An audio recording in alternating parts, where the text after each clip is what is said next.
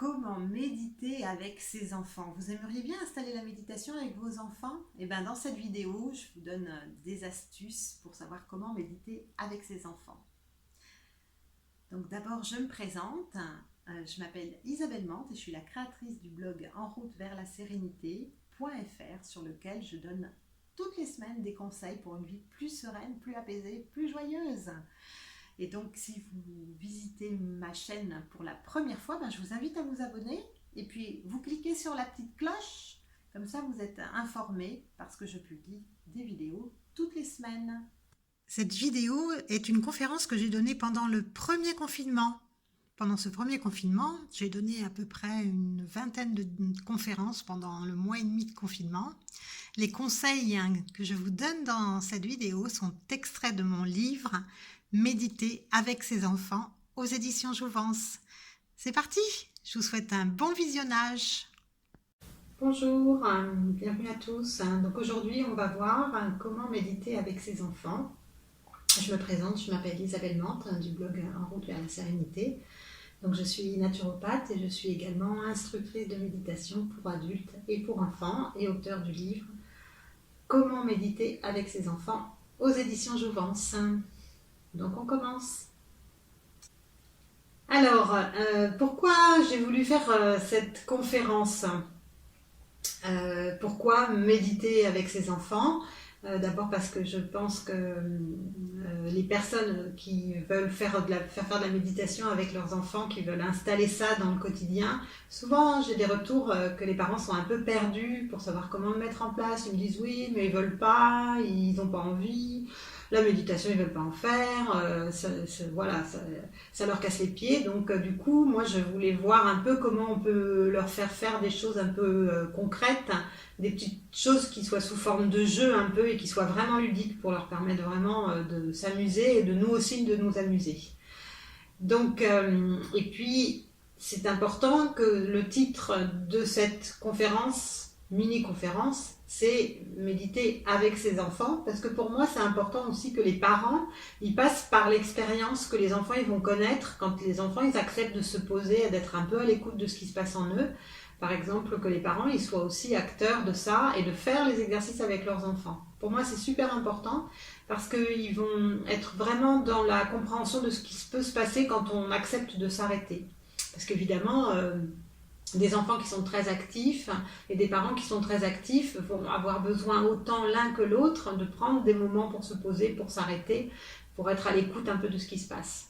Donc voilà, c'était vraiment l'idée aussi de permettre aux parents de faire des exercices avec leurs enfants et pas simplement de faire des exercices aux enfants.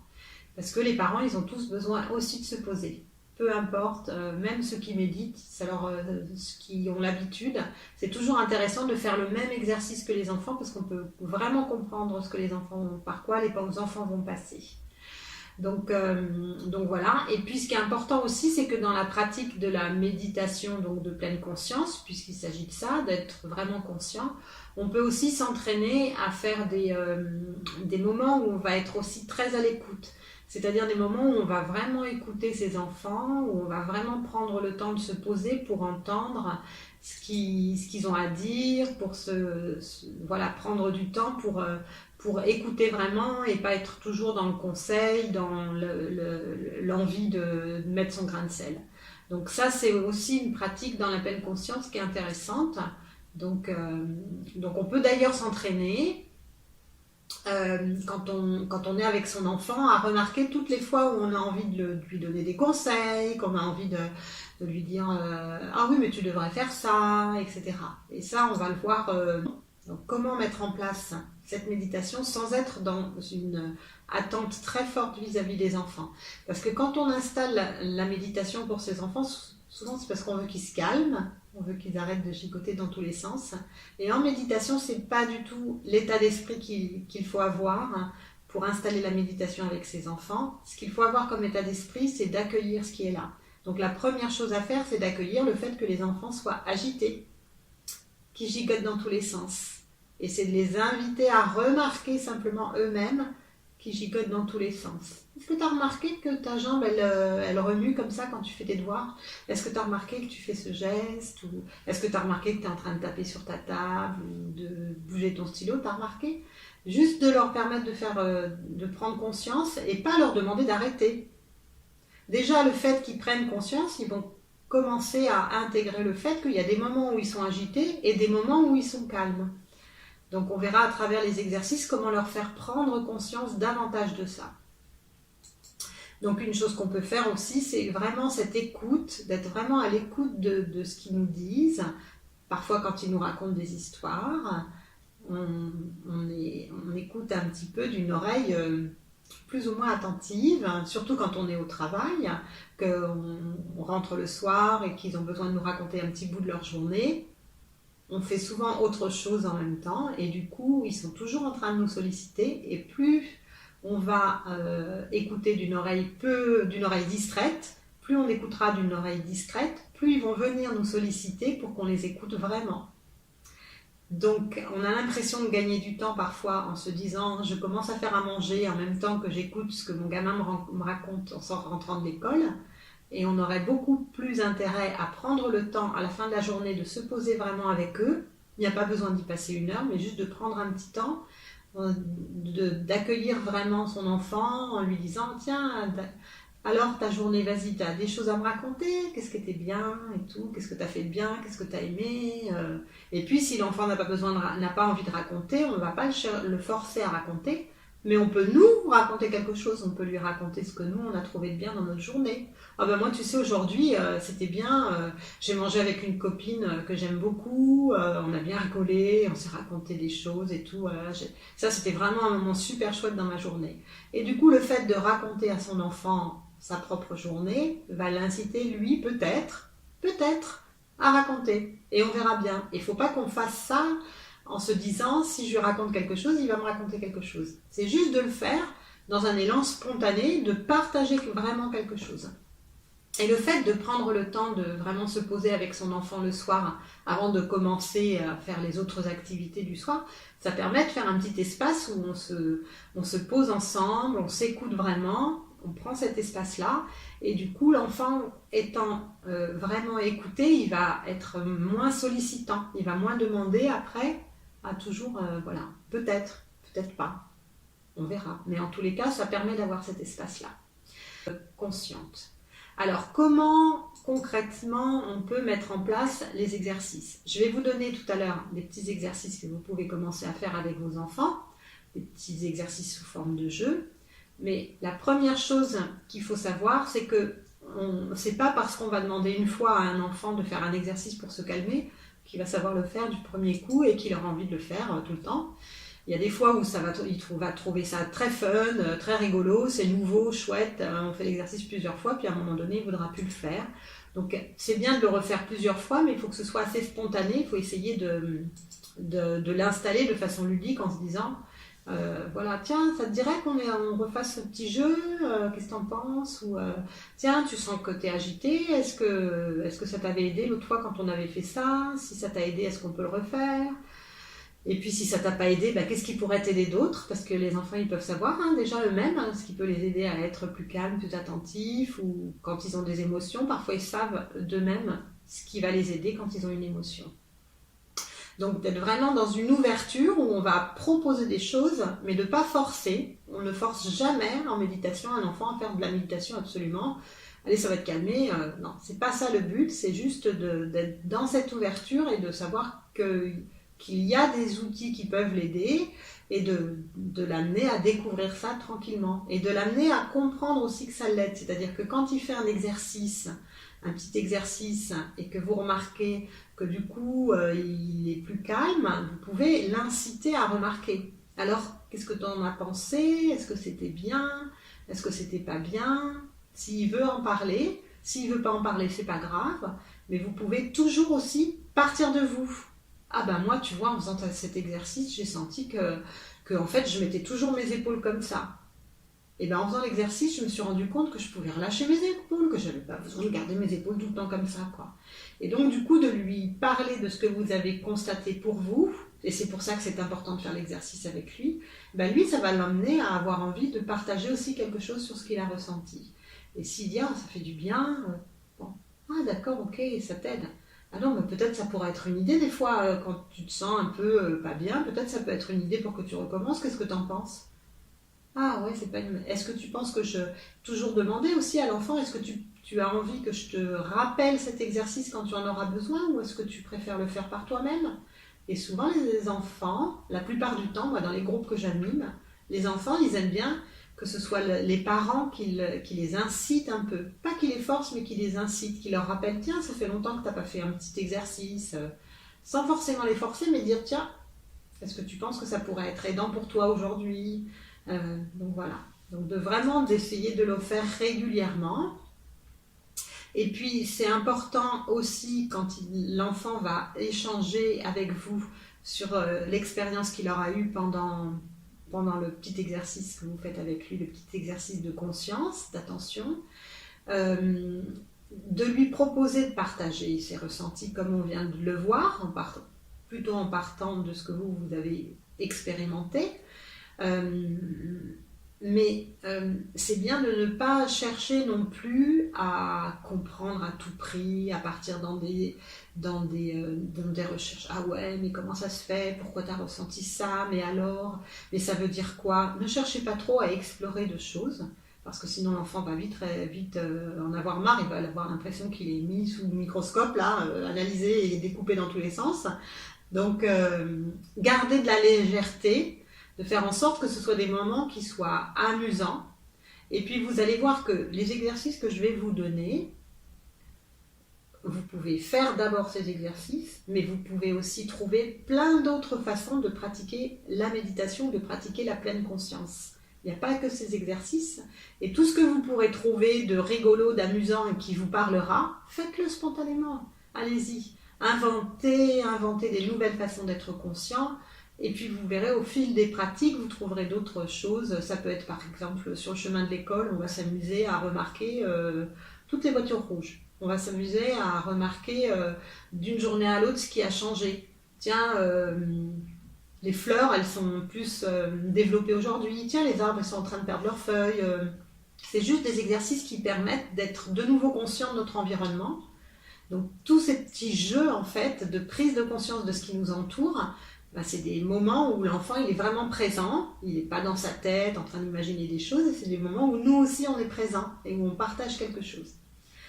Donc voilà un petit peu comment au niveau du contexte, comment mettre en place, de ne pas trop les questionner de façon trop approfondie en fait, donc, et de s'amuser. Alors qu'est-ce que c'est les exercices que vous pouvez faire? Il y a un premier exercice que les enfants adorent et qu'ils aiment vraiment beaucoup, c'est l'exercice de l'arbre. Donc vous leur demandez de se mettre debout, bien ancrés sur leurs pieds. Et ils sont un arbre et ils ne doivent pas bouger du tout leurs pieds, c'est les racines. L'arbre, il ne se promène pas avec ses racines, donc il est bien ancré dans le sol. Donc il a ses racines bien solides et même vous pouvez lui demander d'imaginer qu'il a des racines qui vont très très loin et qu'il est très agrippé et même sentir avec ses doigts de pied qu'il est bien agrippé au sol et de lui demander d'être attentif simplement à son corps là bien agrippé comme un arbre, debout immobile avec les grandes branches de l'arbre. Et puis l'arbre est immobile et puis de temps en temps vous pouvez vous dire que dans l'arbre il y a un petit peu de vent dans les feuilles. Alors d'un seul coup, les feuilles, elles bougent un petit peu. Et de lui demander d'être conscient de ça. Tiens, il y a un peu de vent. Ah, il n'y a plus de vent.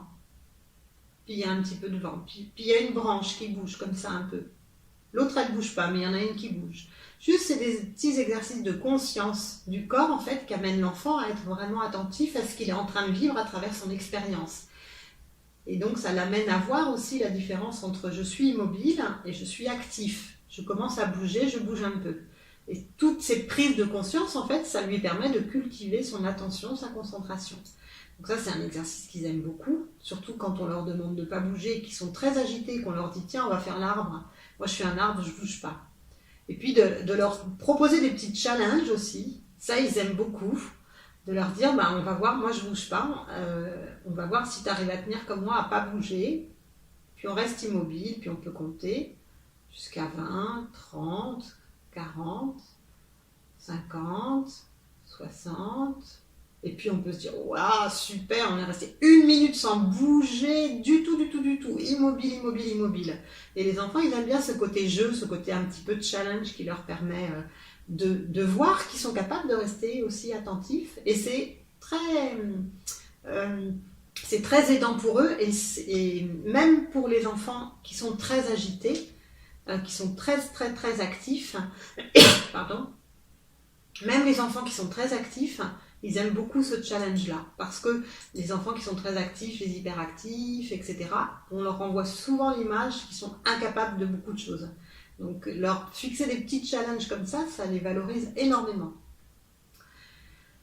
Il y a d'autres moments aussi qu'on peut faire pour leur faire prendre conscience des ressentis du corps et des moments où ils sont dans l'agitation ou dans le calme. C'est de faire un exercice qui leur permet de prendre conscience des ressentis du corps. Alors ils s'allongent au sol ou sur un tapis ou sur un matelas.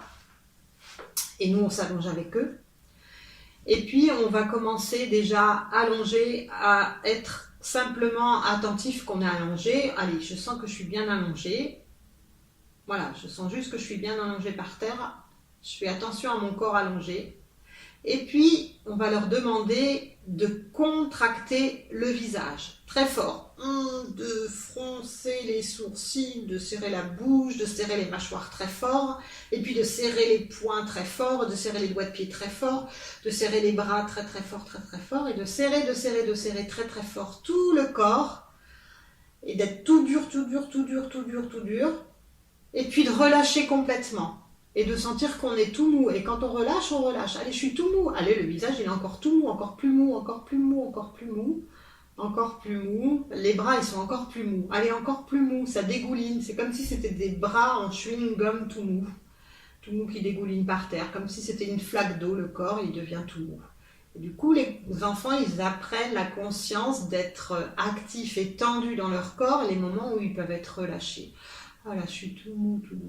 Et ça, cet exercice, il peut être même intéressant à faire au moment où les enfants ils vont se coucher, qui peuvent être encore un peu speed. Ils vont prendre conscience du coup qu'ils sont speed, parce qu'ils vont contracter vraiment fort. Et puis après, les amener à être tout mou, ils vont voir qu'ils sont tout mou, et on peut rester sur du tout mou. Allez, je suis tout mou, et voilà.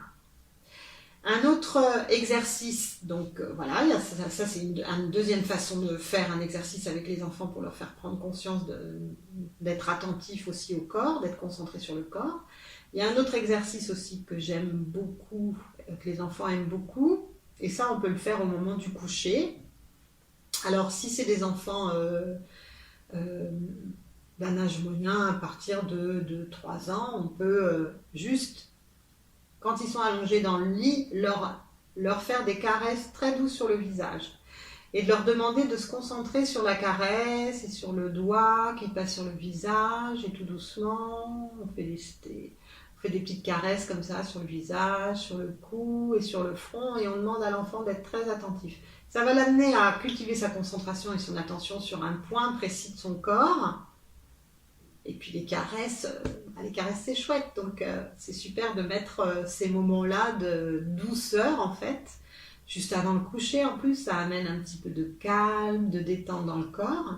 Et puis avec les enfants tout petits, les bébés avec qui on a du mal à faire des exercices comme ça, parce que des exercices d'attention et de concentration pour les enfants en dessous de 4 ans, c'est compliqué. Donc tous ces exercices où on va être dans le contact sont très aidants, et un bébé, juste de tenir contre soi sans être soi-même énervé, agacé, c'est aidant parce que l'enfant il va sentir à travers le calme qu'on a, notre respiration qui devient plus profonde, le calme intérieur qu'on peut avoir, l'enfant il va sentir ça. Donc si vous avez un petit bébé, s'il y a un petit bébé qui pleure, plutôt que d'essayer de le bercer, voilà, vouloir le secouer, d'être soi-même calme, parce que ça veut dire qu'on est un peu dans l'agacement, donc de sentir que soi-même on peut accueillir juste les pleurs, mais juste être là dans ce cœur à cœur en fait avec son enfant, sans chercher forcément à changer les choses de le faire arrêter de pleurer, mais juste de se calmer par rapport à ça et de le réconforter. Alors s'il a besoin de quelque chose, de boire, de manger, on fait ce qu'il faut. Mais parfois c'est juste des pleurs, de tension, donc il a juste besoin d'être rassuré. Et ça, de sentir que soi aussi, la façon dont soi-même on se tient, l'état émotionnel dans lequel on est, les enfants sont très attentifs à ça. Donc de vraiment prendre le temps de sentir aussi nous comme dans quel état on est, comment on se sent, et ça va impacter aussi la relation qu'on a avec nos enfants. Donc c'est important, c'est pour ça que c'est important de faire des exercices aussi et d'apprendre soi-même aussi à être conscient de nos états émotionnels. Donc ces moments de douceur. Il y a une autre chose qui est super rigolote à faire en famille, c'est le jeu des verres d'eau. Donc on va prendre un verre d'eau qu'on va remplir à la moitié avec de l'eau et on va se le passer entre nous en faisant attention de ne pas renverser. Donc au début on remplira qu'à la moitié et puis au fur et à mesure on va rajouter un petit peu d'eau jusqu'à arriver presque au bord et puis on devra se le passer mutuellement sans renverser une goutte.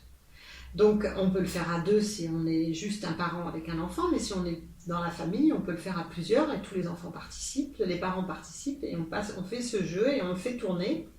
Et puis celui qui fait tomber un petit peu d'eau, on détermine qu'il va avoir un gage et on va trouver un petit gage rigolo, quelque chose de sympa, quelque chose qui amène de la douceur dans la famille. Tu vas devoir nous faire tous un bisou sur le nez ou tu vas devoir tous nous faire un gâteau pour le goûter s'ils sont plus grands, ou des petits gages qui sont sympas, qui amènent plutôt de la bonne humeur et qui sont pas évidemment pas des gages où il va être où ça peut être vexant. Donc le jeu des verres d'eau, ça amène vraiment à être dans la concentration et à faire comprendre à l'enfant, ça veut dire quoi d'être attentif et concentré, parce qu'un enfant il sait pas ce que c'est. Quand on lui dit reste concentré sur ses devoirs, pour lui, on lui parle chinois ou je ne sais pas quoi, mais il n'arrive pas à comprendre ce que c'est. Et même nous, c'est parfois compliqué à savoir qu'est-ce que ça veut dire d'être concentré. Et donc ça l'amène vraiment à savoir qu'être concentré, c'est faire attention à ce que je fais au moment où je le fais. Parce que je suis en train de passer un verre d'eau et donc je dois vraiment faire attention pour ne pas le renverser. Donc ça, c'est un jeu qui est rigolo à faire. Après, il y a une autre chose qui est intéressante par rapport aux émotions. Dans la méditation pour les enfants, pour les émotions, on parle de la météo. Donc on va inciter l'enfant à nous dire qu'est-ce que c'est sa météo intérieure. Alors, on peut s'amuser à préparer des petits stickers qui vont représenter un petit sticker joyeux, un petit sticker qui est très en colère, un autre qui est triste. Et on va demander à l'enfant, c'est quoi ta météo? Est-ce que c'est du soleil? Est-ce que c'est de la pluie? Est-ce que c'est la tempête? Est-ce que c'est l'orage? Et de l'amener plutôt à identifier ses émotions à travers la météo, c'est beaucoup plus aidant parce qu'un enfant, il a du mal parfois à identifier s'il est en colère, s'il a peur, voilà.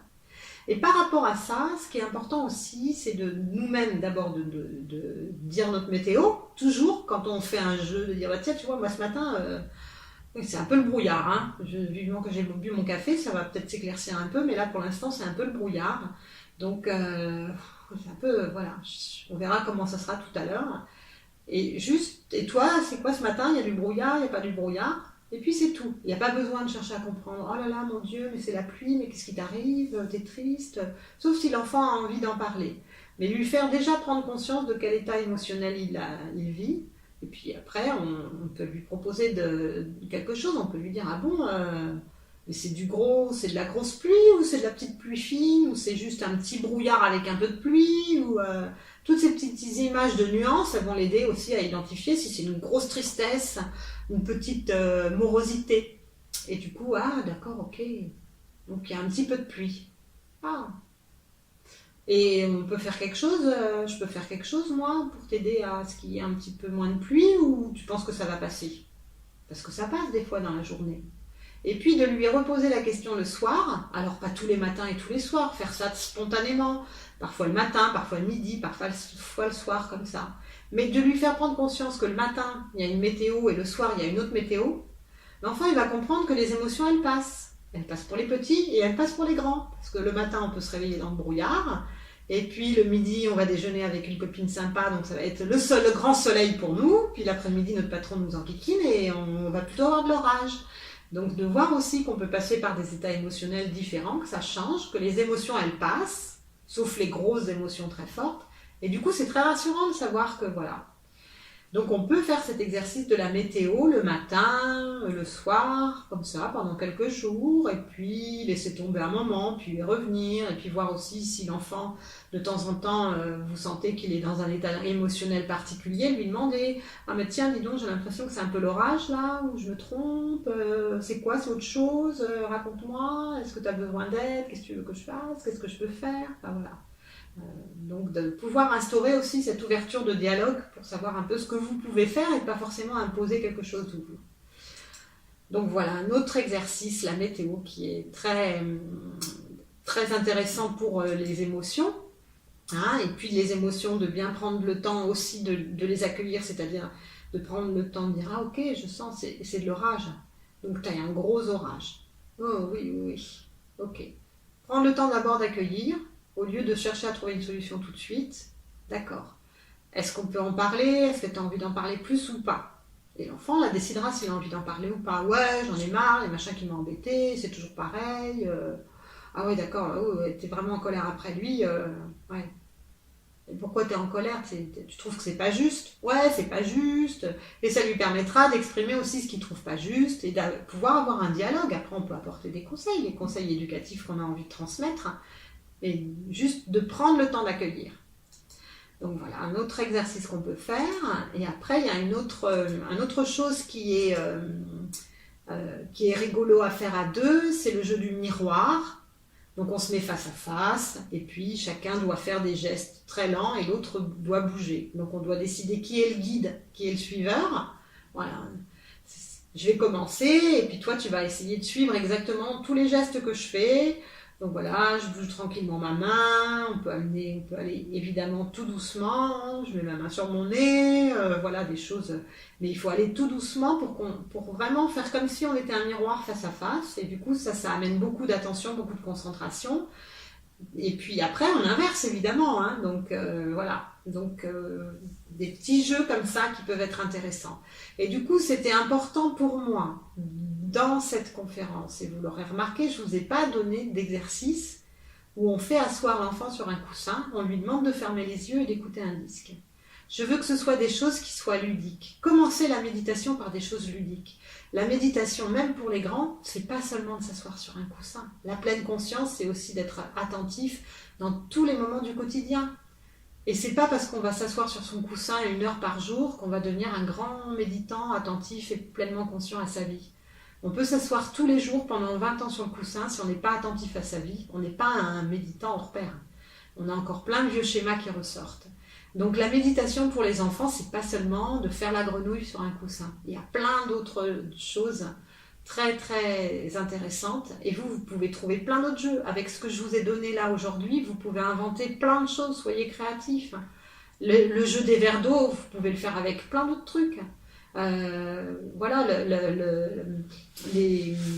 prendre conscience du corps qui est mou et qui est dur, vous pouvez le faire très souvent aussi d'autres manières. Quand votre enfant est en train de faire du sport, qui revient là essoufflé. Donc quand votre enfant fait du sport et qu'il revient essoufflé, vous pouvez l'inviter à prendre conscience de son corps. T'as vu, hein, ça donne la respiration forte hein, quand on court très vite. Hein. Tu sens ton cœur qui bat là très très fort, tu le sens t'arrives à le sentir? Tu le sens où? Vas-y, dis-moi. Tu le sens où? Ah ouais, tu le sens là, tu le sens là. Du coup, juste des petits exercices sans en faire des tonnes tout le temps, mais des petits exercices comme ça, de prendre conscience. Donc voilà ce que je voulais partager avec vous et comment je voyais un peu la façon de faire. Je vais vous montrer juste mon petit bouquin Méditer avec ses enfants aux éditions Jouvence. Et dedans, il y a des petites méditations, des petits exercices à faire. Et puis voilà, c'est la conception que j'ai eue en faisant ce livre, c'est d'amener beaucoup de choses qui soient un peu ludiques. Donc voilà ce que j'avais à vous dire sur ce sujet aujourd'hui. J'espère que ça vous aide.